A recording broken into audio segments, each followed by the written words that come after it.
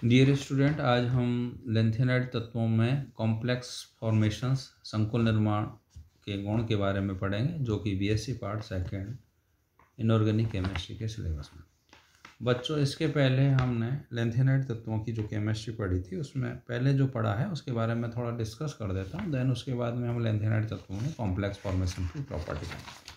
देखिए, हमने लेंथेनाइड तत्वों की जो पहले जो पढ़ा है, हमने इलेक्ट्रॉनिक कॉन्फ़िगरेशन पढ़ा था, और उस इलेक्ट्रॉनिक कॉन्फ़िगरेशंस के अंदर जो है, इन तत्वों के अंदर F कक्षक में इलेक्ट्रॉन बढ़ते हैं, जो कि इनर ऑर्बिटल n-2 F कक्षक होती है, और ये इलेक्ट्रॉन F1 से F14 तक बढ़ते हैं। तो मैंने आपको उस समय ये बताया था बच्चों कि ये जो लेंथेनाइड सीरीज है, इस लेंथेनाइड सीरीज के अंदर जो 14 एलिमेंट्स हैं, वो लेंथेनम के बाद में सीरियम से लेकर के Lu तक, ल्यूटेशियम तक आते हैं।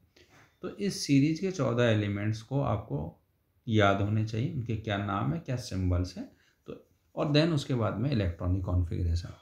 तो इलेक्ट्रॉनिक कॉन्फ़िगरेशन पर मैं यहाँ कंसंट्रेशन इसलिए कर रहा हूँ कि किसी भी एलिमेंट की या की जो प्रॉपर्टी है, वो मुख्यतः इलेक्ट्रॉनिक कॉन्फ़िगरेशन और उसकी रेडियाई पर मोस्टली निर्भर करती है, औरों पर भी करती है, लेकिन यहाँ पर ये इंपॉर्टेंट रोल था इसका इलेक्ट्रॉनिक। तो आपने ये पढ़ा है पहले हमने लेक्चर्स में, तो ये आपको याद होगा, और ये नहीं है तो आप याद कर लें। देन उसके बाद में हमने लेंथेनाइड तत्वों की हमने पढ़ी थी यहाँ पर, जो है आयनिक और एटॉमिक रेडियस पढ़ी थी। तो उस आयनिक और एटॉमिक रेडियस के अंदर हमने ये पढ़ा था कि ये जो लेंथेनाइड तत्व हैं, इन लेंथेनाइड तत्वों जो कि इनर ऑर्बिटल है, तो इस इनर ऑर्बिटल होने की वजह से इसमें जो है लेंथेनाइड कॉन्ट्रैक्शंस एक वर्ड पढ़ा था, उस लेंथेनाइड कॉन्ट्रैक्शन की वजह से इसके बाद में आने वाले तत्वों के जो गुण हैं, इसके बाद में आती है 6D सीरीज, उनके गुणों में बहुत सारे चेंजेज होता रहते हैं, इनके गुणों में भी बहुत सारे चेंजेज होते हैं। तो इसके बारे में हमने बहुत डिटेल से इसमें पढ़ा था। अब हमने पढ़ा था वहाँ पर कि परमाणु त्रिज्या पढ़ी थी, आयनिक त्रिज्याएँ पढ़ी थी, और लेंथेनाइड कॉन्ट्रैक्शंस पढ़े थे, और उस लेंथेनाइड कॉन्ट्रैक्शंस के क्या रिजल्ट्स होते हैं वो भी हमने वहाँ पर बहुत डिटेल्स से पढ़े थे। ठीक है, फिर जो है उनके क्या प्रभाव पड़ते हैं वो वहाँ और वो क्वेश्चंस मोस्टली आता है कि what is the lanthanide contractions, और इस लेंथेनाइड कॉन्ट्रैक्शंस के क्या रिजल्ट्स है, क्या परिणाम है, या ये कौन सी चीज़ों को इफेक्टेड करता है।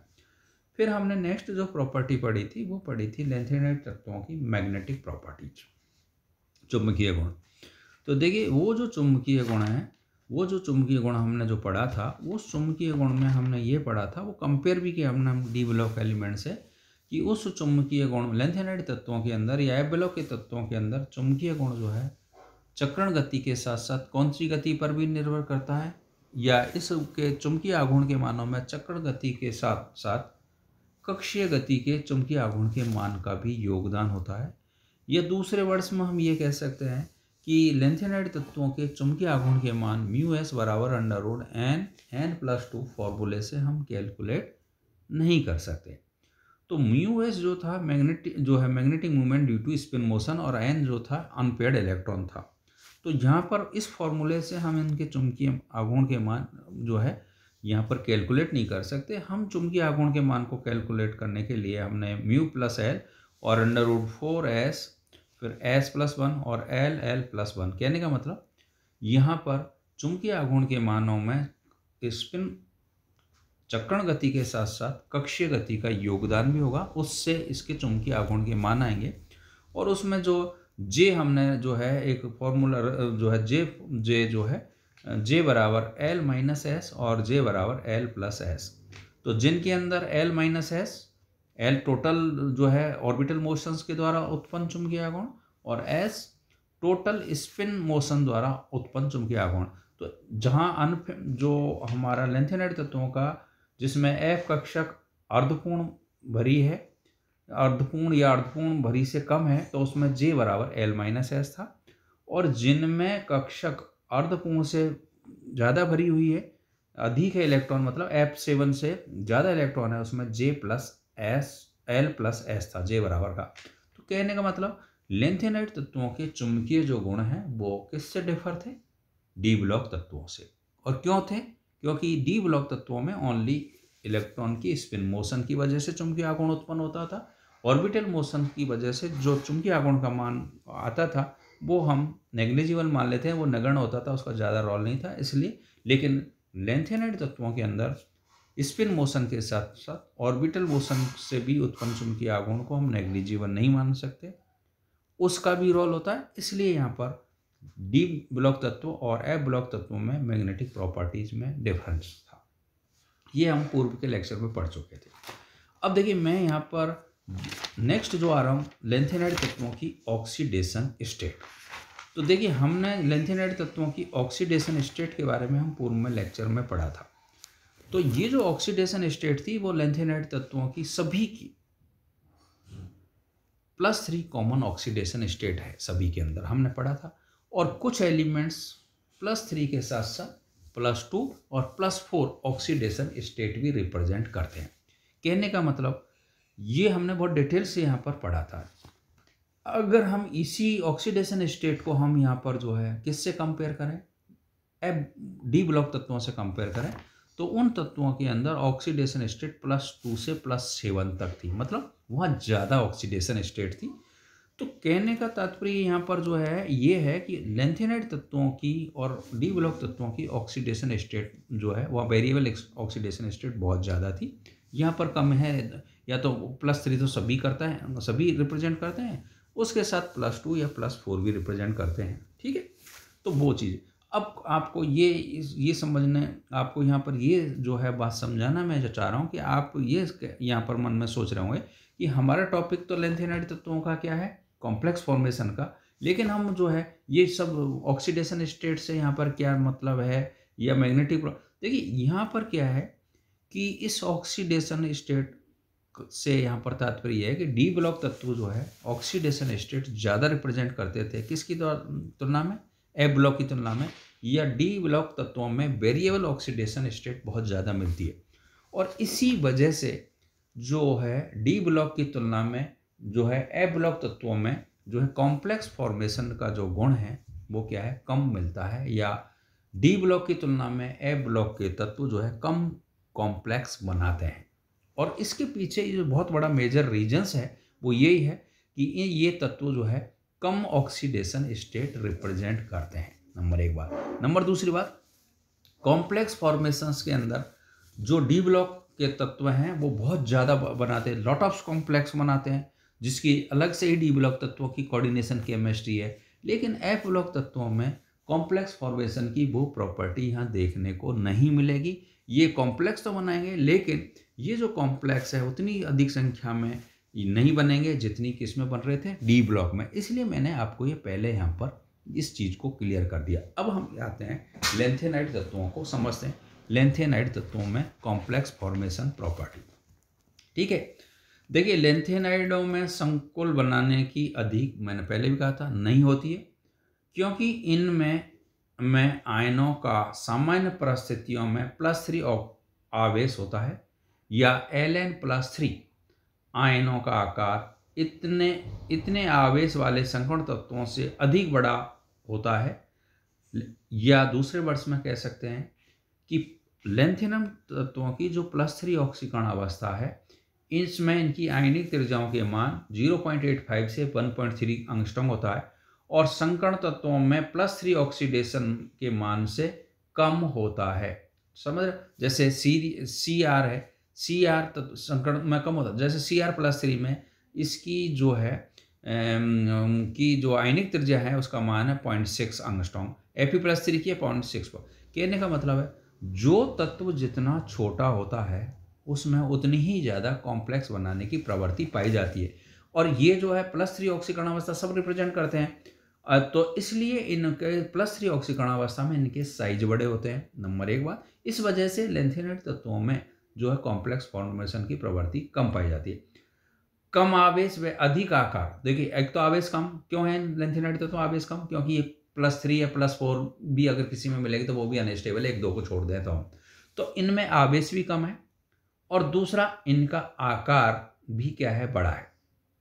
इस कारण से दो रीजन से यहाँ पर आवेश कम इन दी सेंस इन कम ऑक्सीडेशन स्टेट रिप्रेजेंट करते हैं, और दूसरा इनका कम ऑक्सीडेशन स्टेट में +3 ऑक्सीकरण अवस्था कॉमन है, उसमें इनका आकार भी बड़ा है। ये दो कारण की वजह से लैंथेनाइड तत्वों में संकुल बनाने की प्रवृत्ति है वो बहुत कम होती है। क्लियर, इसको आप समझ लें, ठीक है। ये और इनमें स्थायी संकुल ज्ञात हैं कुछ तो, लेकिन ये लिगेंड व कठोर क्षार तो तब ऐसा है जिनमें लिगेंड एवं कठोर क्षार हो। दूसरी चीज मतलब इनमें कम कॉम्प्लेक्स बनाने की प्रवृत्ति है, और कम कॉम्प्लेक्स बनाने की प्रवृत्ति के साथ साथ ये कठोर क्षार या प्रबल लिगेंड के साथ ही लैंथेनाइड क्या है, स्थायी संकुल बनाते हैं। दूसरा वर्ड यहाँ पर ये, ऐसा नहीं कि सभी लिगेंडों के साथ में स्टेबल कॉम्प्लेक्स बनाते हैं या इनके सभी कॉम्प्लेक्स स्टेबल होते हैं जैसा कि डी ब्लॉक में मोस्टली होते हैं। तो यहाँ पर ये क्या है, किन के साथ में जो है किन के साथ में ये जो है स्टेबल कॉम्प्लेक्स बनाते हैं लैंथेनाइड, कठोर क्षार या प्रबल लिगेंडों के साथ में, समझ रहे हो, कठोर क्षार या प्रबल लिगेंडों के साथ में लैंथेनाइड स्थायी संकुल बनाते हैं, ठीक है। इनमें जो लैंथेनाइड तत्व हैं इनमें जैसे जैसे आवेश बढ़ता है संकुल बनाने की या कॉम्प्लेक्स फॉर्मेशन की जो कैपेसिटी है वो भी बढ़ती है। तो लैंथेनाइड में तीनों संभावित ऑक्सीकरण अवस्था है, 3 संभावित ऑक्सीडेशन स्टेट थी, +2 +2 +3 +4। तो इनमें कॉम्प्लेक्स बनाने की जो प्रवृत्ति है जो +2 में सबसे कम है, +3 में उससे ज़्यादा है और +4 में उससे ज़्यादा है। मतलब सबसे ज़्यादा जो कॉम्प्लेक्स है ये बनाएंगे वो किस में बनाएंगे, +4 ऑक्सीडेशन स्टेट में, ठीक है। दूसरा यहाँ पर लैंथेनाइड जो है, लैंथेनाइड यदि लिगेंड समान हो अथवा आयन पर आवेश समान हो तो उच्च परमाणु संख्या वाले लैंथेनाइड आयन में संकुल बनाने की प्रवृत्ति अधिक होगी। लैंथेनम +3 आयन के लिए संकुल बनाने की प्रवृत्ति La+2 और La+2 और Le+4 तक बढ़ती जाएगी, और लैंथेनम +3 में Lu+3 तक आयनिक त्रिज्याओं के मान में कमी आती है। तो संकुल बनाने की प्रवृत्ति या धनायन का अधिक आवेश होने पर इनमें छोटा आकार होता जाता है, जिससे कॉम्प्लेक्स बनाने की यहाँ पर इनमें प्रवृत्ति बढ़ेगी, ठीक है। तो देखिए यहाँ पर संकुलों के लिए लिगेंडों के प्रकार यहाँ पर देखा है, यहाँ पर नोट्स में लिखा है कि ऑक्सीजन या दाता परमाणु वाले लिगेंड्स जो है ना, जैसे EDT है, नाइट्रिक अम्ल है, आर्सेनिक अम्ल है, एसीटोन है, फिर नाइट्रोजन लिगेंड जैसे NCS है और एथिलीन डाइअमीन है आदि। तो ये क्या है कि लैंथेनाइड संकुल को छोटे आयनों के साथ जलीय विलयन में बनाया जा सकता है। मतलब इनके आयन छोटे हों और वो उसका जलीय विलयन है तो उसमें यहाँ पर ये कॉम्प्लेक्स बनाया जाता है। ऑक्सीजन लिगेंड के साथ बने हुए संकुलों में अधिकांश जल अथवा विलायक के अणु केंद्रीय धातु आयन के साथ उपसंयोजक बनाते हैं। इनमें सामान्य रूप से पाए जाने वाले उपसंयोजक संख्या जो है, इनकी कोऑर्डिनेशन नंबर जो होती है वो 7, 8 और 9 है। इसके अतिरिक्त मतलब सामान्य जो है कोऑर्डिनेशन नंबर, मतलब ये कोऑर्डिनेशन नंबर 7, 8 और 9 के ये जो है सामान्य रूप से कॉम्प्लेक्स बनाते हैं। इसके अतिरिक्त 6 और 10 कोऑर्डिनेशन नंबर वाले संकुल भी इनके ज्ञात हैं कुछ यहाँ पर, ठीक है। अब देखिए यहाँ पर Ce+4 जैसे उच्च धनावेशित एवं छोटे आकार वाले धातु आयन के साथ CeNO2 का होल 6 और विदिन ब्रैकेट में +3 प्रकार के संकुल निर्जल विलायक N2O4 में बनाए जा सकते हैं। इनमें धातु की इप्सन संख्या कितनी होती है, कोऑर्डिनेशन नंबर होता है 12, ठीक है। इसी प्रकार से NCS के साथ में है ना, और ये जो है ऑक्सीजन कीलेट्स अधिक स्थायी संकुल बनाते हैं। ये ऑक्सीजन लिगेंड की अपेक्षा ऑक्सीजन कीलेट से ये अधिक जो है स्थायी संकुल बनाते हैं, ठीक है। तो बनाते हैं यहाँ पर, और जो है कुछ इनके जो है उपसंयोजक बंध बन रहे हैं। तो इस प्रकार से कुछ उपसंयोजक बंध इनके जो है यहाँ पर लैंथेनाइड पाई इलेक्ट्रॉन के साथ कोई संकुल नहीं बनाते हैं। संभवतः इसका कारण यह है कि लैंथेनाइडों के पास सिग्मा बंध के लिए F कक्षक उपलब्ध नहीं होते। और ये एफ कक्षक, कहने का मतलब है इनमें सिग्मा बंध के लिए, इसलिए पाई वाले ये कॉम्प्लेक्स नहीं बनाते हैं। तो इस बहुत सारे जो है मैंने यहाँ पर बताया, कहने का मतलब कोऑर्डिनेशन नंबर 7, 8 और कोऑर्डिनेशन नंबर 7 वाले, कोऑर्डिनेशन नंबर 8 वाले, 9 वाले कॉम्प्लेक्स इनके सामान्य होते हैं। कुछ केस में ये 6 वाले और 10 वाले बनाते हैं। कुल मिलाकर अगर हम यहाँ पर पढ़ें तो ये बात है कि लेंथेनाइड तत्वों में डी ब्लॉक की तुलना में कॉम्प्लेक्स बनाने की प्रवृत्ति कम पाई जाती है। उसके रीजन है इन पर कम आवेश है और इनका आकार भी बड़ा है। कम आवेश इन द सेंस ये जो है इन कम ऑक्सीडेशन स्टेटम नंबर +3 या +4 से ज़्यादा नहीं करते, इसलिए इनमें कॉम्प्लेक्स बनाने की प्रवृत्ति कम पाई जाती है और इनके कॉम्प्लेक्स उतने स्टेबल नहीं होते जितने कि डी ब्लॉक के होते हैं। Thank you. Doctor H.S. Goswami, government college Kota.